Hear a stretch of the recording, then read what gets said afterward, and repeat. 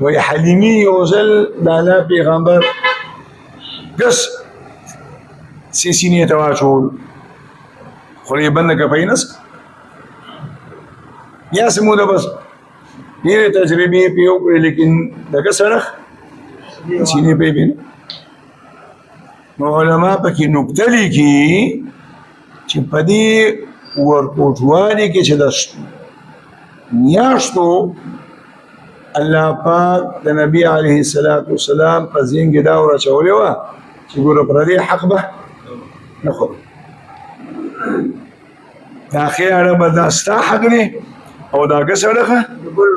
دا دی د بل ورور هغې د بې خوله نه لګول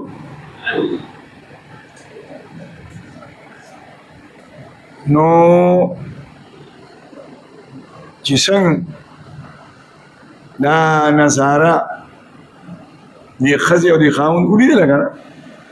نو خاوند ورته وایي تعلمي یا حلیمه لقد اخذت نسمه مبارکه پوه چې داسې ماشوم دې واغېسته چې دا د برکتونو نه ډک دی حلیمه ورته وایي والله انی لارجو ذلک ای خاونده زما دې په الله باندې قسمي ما هم چې دا ماشوم را اغوښتو او په دې امید باندې چې الله به راته پکې برکت اچي خاوند د برکت نیت کړی او ښځې هم الله پاک ورسره هغسې معامله وکړه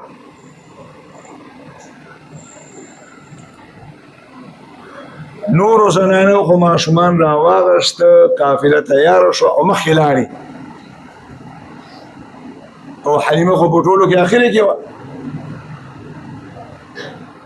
نو چې څنګه په اوښه باندې سواره شو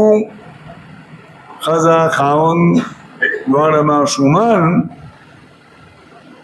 نو الله پاک هغه اوښې ته دا قوت او طاقت ورکړه چې داسې تیزه روانه شوه چې هغه د قافلې په خلکو پسې ور ورسېده او بیا د هغې نه مخکې دې به راښکله او هغه به مخکې ده ټول خلک به حیران تپوس دې کوي چې حلیمې دا سورلي دې بدله کړې ده وایي نه سورلي ما دا سورلي ده خو د سیرت او د تاریخ کتابونه لیکي مرکب سورلي خو هغه وه لیکن راکبه شهسوار یې بدلو دا د هغې برکت او د راتلو په وخت کې په دغه اوښه کې د څاڅکي د پیو درک نه لګېده او چې کله بیا د الله پیغمبر پې سور شو د اوښې تعین هم د پیو نه خاوندان مسکل ښځې به مسکل هماړه خېټه باندې او د حلیمې د سینې پې به دواړو بچو وسکل نو په دې طریقه باندې بنو سعد دې قبیلې ته اوس هم چې حاجیان حج ته لاړ شي عمرې ته لاړ شي نو طایف ته ځي او ډېر خلک بیا د طایف نه څو میله لرې د حلیمې سعدیې د بنو سعد د قبیلې چې کومه علاقه ده هغې ته د سیل لپاره خلک ځي د حلیمه خو یې نوم او بنو سعد دا د دوی د قبیلې نوم نو په دې وجه باندې ورته سعدیه وایي او لفظي معنی د بختوره نو حلیمه معنی بردباره او سعدیه معنی بختوره دا دواړه صفات الله ورکړي څنګه بختوره وه چې الله پاک ورته نبي علیه السلام باندې ماشوم ورکړه حلیمه وایي د الله پیغمبر صلی الله علیه وسلم بچي ما ځان ته رانږدې کړو د مشکو او د عنبرو غوندې بوی به دې نه ختل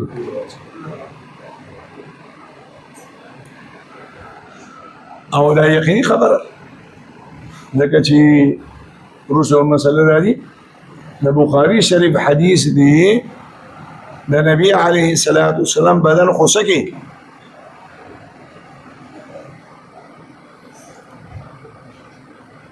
کم انسان چې په ورځ کې لس لامبي کنه او هر ځل نوې صابون او کیمیکل او شیمپو استعمالي خو بیا هم چې دا هغه د بدن نه خوله راوځي نو بدبو به ترې راخېږي د زمانې لوی ولی نه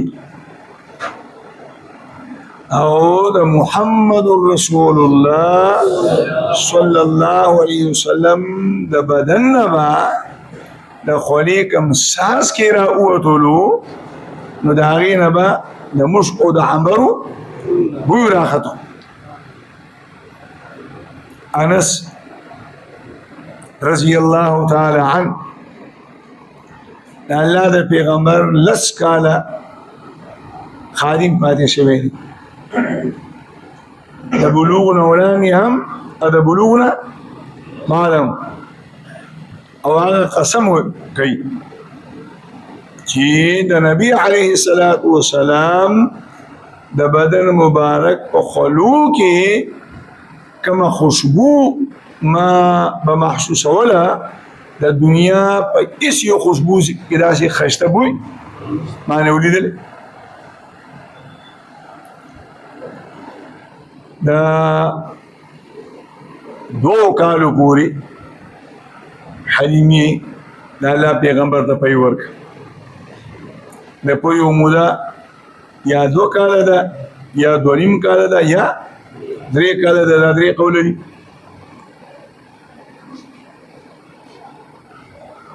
چې کله د پيو نه پرېکه او پي به بند د سیرت په کتابونو کې راځي چې د پيو نه د پرېکولو نه بعد او د جبې د روادېدو نه بعد د نبی علیه الصلاة والسلام د خولې مبارکې نه چې کومه اولنۍ جمله راوتلې وه نه هغه دا وه الله اکبر کبیرا والحمد لله كثيرا وسبحان الله بكرة وأصيلا وإذا اولنۍ کلمه وه د پيو د بندېدو نه بعد او د ژبې د روانېدو سره الله اکبر کبیرا والحمد لله كثيرا او وسبحان الله بكرة وأصيلا نو دغه جمله دا د الله ذکر هم دی او دغه جمله د الله جل جلاله د نعمت شکر هم دی د مور د سینې د پيو د نعمت چې کله پوره شه کمال ته ورسېده بیا په غېږ کې نبي علیه الصلاة والسلام د الله د دغه نعمت شکر ادا که په دې الفاظو سره الله اکبر کبیرا والحمد لله كثيرا وسبحان الله بكرة وأصيلا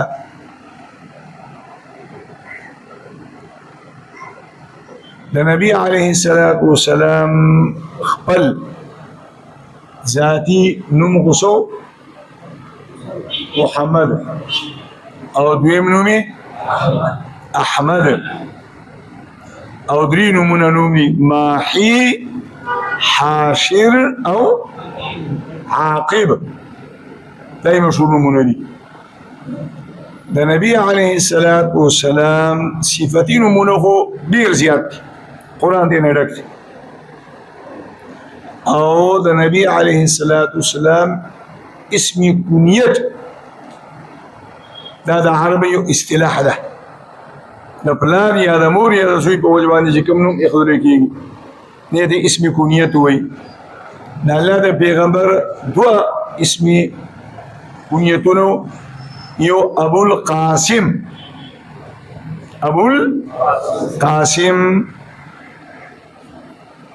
او دویم ابو ابراهیم یو نوم سو مشهور کنیت د الله د پیغمبر هغه ابوالقاسم زمونږ په پښتونو کې خدا رواج نشته دی خو په ټولو عربو کې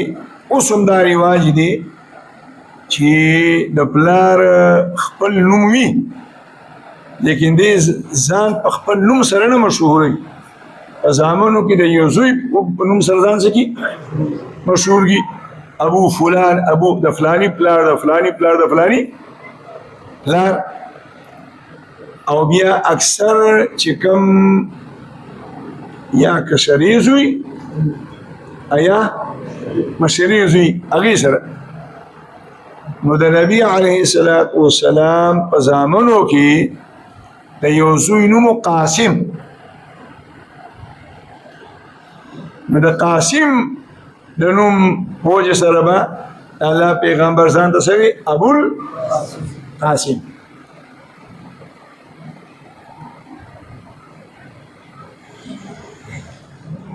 یو ورځ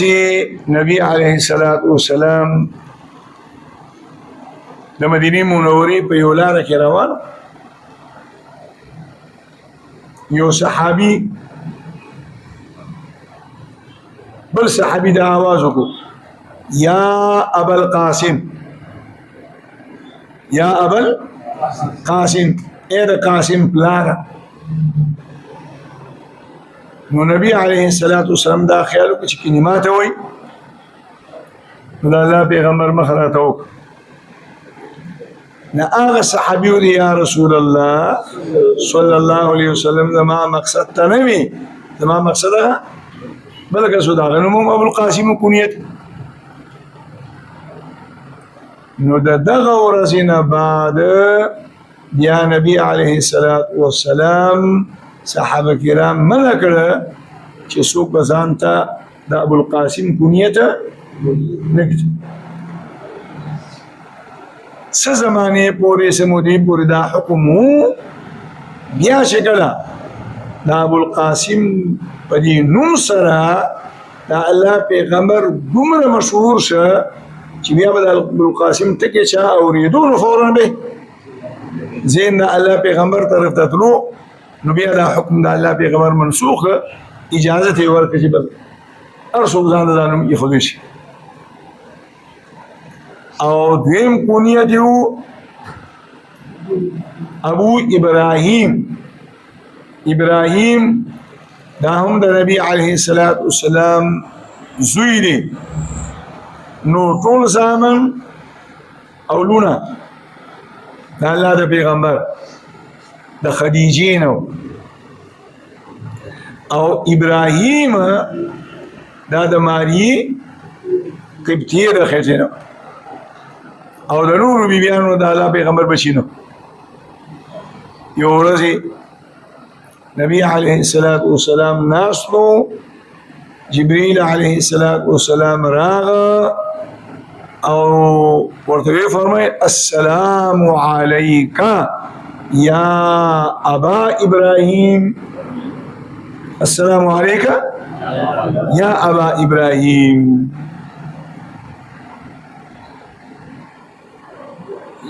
نبی علیه السلام چې کله د مور نه پیدا شو نو طریقه دا ده اوس هم چې ماشوم د مور د خېټې نه پیدا شي نو د رحم یا د بچدانۍ چې کوم ګندې هغه کې لرلي یې سفاره سبا کې اوبه پرې راواري او د سیرت کتابونه لیکي چې نبی علیه السلام تک سپین صفا سترا د مور د خېټې نه پیدا شو هیڅ قسمه علایش ورباندې نو د الله د پیغمبر ختمه مشهور قول لا دی چې نبی علیه السلام چې د مور د خېټې نه پیدا کېده نو سنت شوی پیدا شو او یو قول لا دی چې په اومه ورځ باندې چې کله عقیقه کېده نو خپل لیکوله خطره وکړله محدثینو به کې تطبیق کړی دی چې پیدا شوی خو د مور د خېټې نه سنت شوی خو تکمیل ورله په اومه ورځ باندې خپل نیکه وکړلو چې کوم زواید غوښه واغې دې نه کړ یا دواړه خبرې صحیح دي. 2 کاله چې کله پوره شو نو په دې 2 کالو کې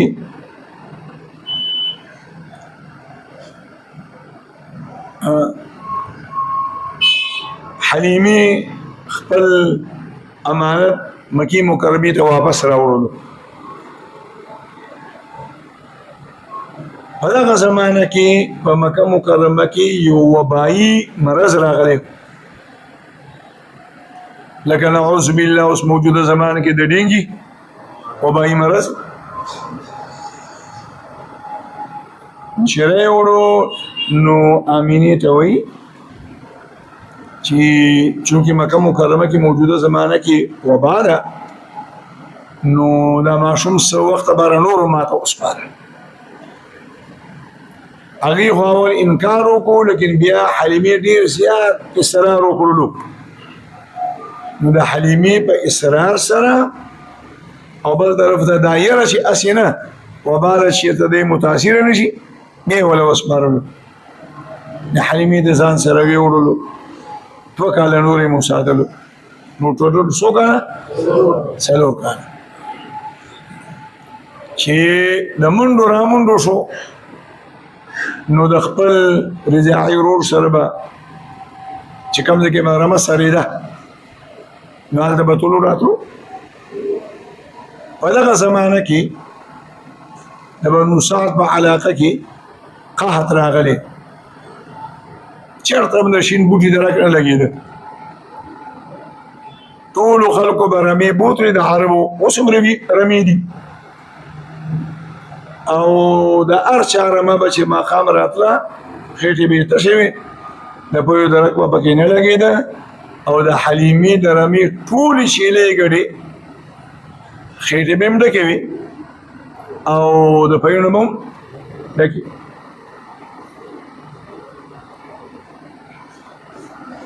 د کلي او د علاقې خلکو مشوره وکړه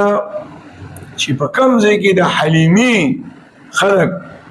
د هغې هغه رمه سره تاسو هم هغه ځای کې رمه سره وئ په یو میدان کې په یو بیابان کې په یو میره یو دشته کې به سرېدې او الله جل جلاله به د غیب او د خزانو نه د حلیمې سارو ته خوراک ورکولو او نور ده به نه میلاوېده. دا د نبي علیه السلام هغې راحات او برکاتو او حلیمې به محسوسول.